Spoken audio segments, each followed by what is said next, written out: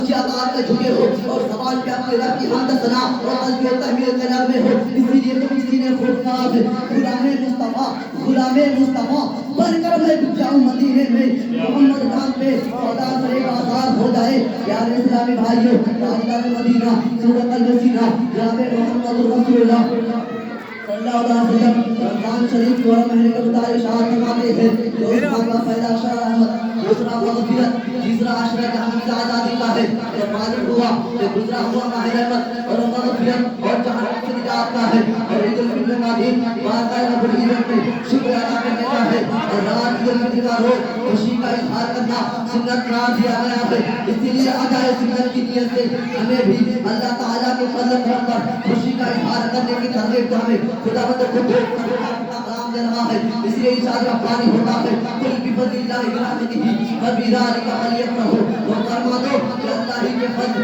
اور اس کی رحمت اس پر چاہیے کہ خوشی کریں. محمد صلی اللہ علیہ وسلم آپ نے کبھی غور کیا کہ عید جو ہر سال ہمارے لیے خوشیوں کے سوغات لگا آتی ہے اور کیا پیغام دیتی ہے؟ پیغام دیتی ہے عید کیا ہوگی غم کی ماروں کی, ایسے بیچاروں بیچاروں کی. اور اسلام سے قبل اہل مدینہ سال بھر میں 2 عید مناتے تھے. اس روز ہر روزہ بازار میں فقر و فریب و تکبر, غرور و جاه و کثرت اور طلب و ثروت کی نمائش کی جاتی تھی.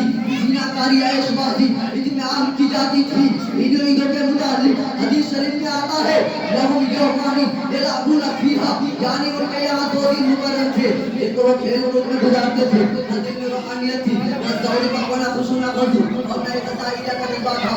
محض مقصانیت تھی جیسا کہ موجودہ دور کے کافروں اور مشرکوں کے اندر دیکھا جا سکتا ہے.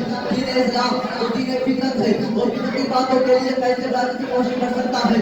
اس غیر رسول کا اظہار کرنے کے خاطر مسلمانوں کے لیے سال میں 2 دن رکھے ہیں. یہ جو عیدین کے نام سے یاد کیے جاتے ہیں, ایک عید الفطر یعنی رمضان المبارک کے روزوں کے بعد شکر ادا کرنا, اور دوسری عید الاضحیٰ یعنی قربانی کی یاد تازہ کرنا. اور عظیم الشان قربانی کی یاد تازہ کرتی ہے جو آج سے تقریباً 4000 سال قبل سراہ عرب میں خدا کے زندہ بندہ اور نبی حضرت ابراہیم علیہ السلام نے اپنے نور نظر لفظ جگر حضرت اسماعیل علیہ السلام کو قربان کیا. یہ جو تقریب ہے اسلام کی کردار کی نشان نہیں کرتی ہے. جب روز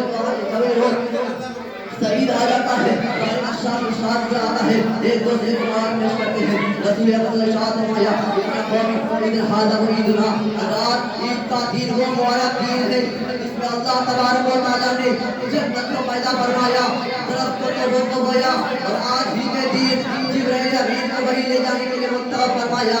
عید کا نئی مقصد یہ ہے کہ غریبوں کا دل جیت لیا جائے, بیواؤں کی دلجوئی کی جائے, یتیموں کی جان سازی کی جائے, مزدوروں پر رحم کیا جائے, بے قدروں کی مدد کی جائے, ضرورتمندوں کی مدد کی جائے. عید کے روز جان کا مسرور کا پہلو نمایاں ہوتا ہے. اس کی گہرائیوں میں حضرتوں کے بے شمار پہلو بھی اسلام نظر آتے ہیں. وہ جس کا صحابہ رہ چکا ہو, آپ کو اللہ کے چڑھوران ہو چکے ہو, اس یتیم معصومانہ فریاد جسے سینے سے لگانے والا کوئی نہیں, اس کا ولی و باپ بچپن ہی میں داغ فرصت دے گیا ہو, وہ غریب مسکین کے آخرات بتانے تعلیم کی محتاج ہو.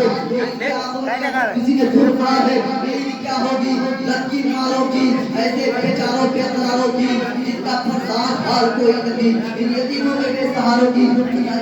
شریف ہے من عادانی ولی فقط عزت ہو بالحرب, اس کا ترجمہ ہے جو کوئی میرے ولی سے دشمنی رکھے میں اس کو اللہ نے کر دیتا ہوں. ولی کا معنی بدل ہوا دوست واحد مالک کے متولی کے ہیں. اصطلاح شرح میں فرائض و واجبات حتیٰ کہ مستحبات کے عامل اور محرمات شرعیہ اور مکروہات سے بچنے والے کو کہتے ہیں.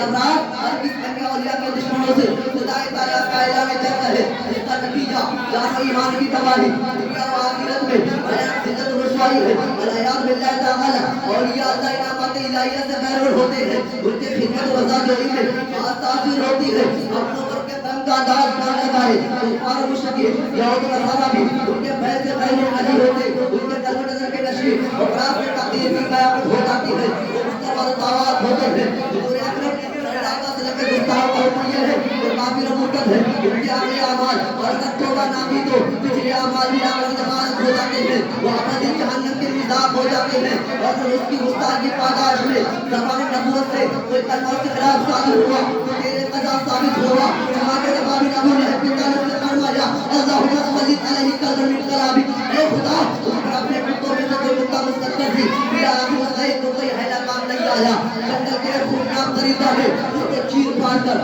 सब हस्ती से मिटा डाला तेरे अपने कदम गुस्ताख का नाम देखे तो रोक के रह जाते हैं उमा अलीना इल्ला रसूलुल्लाह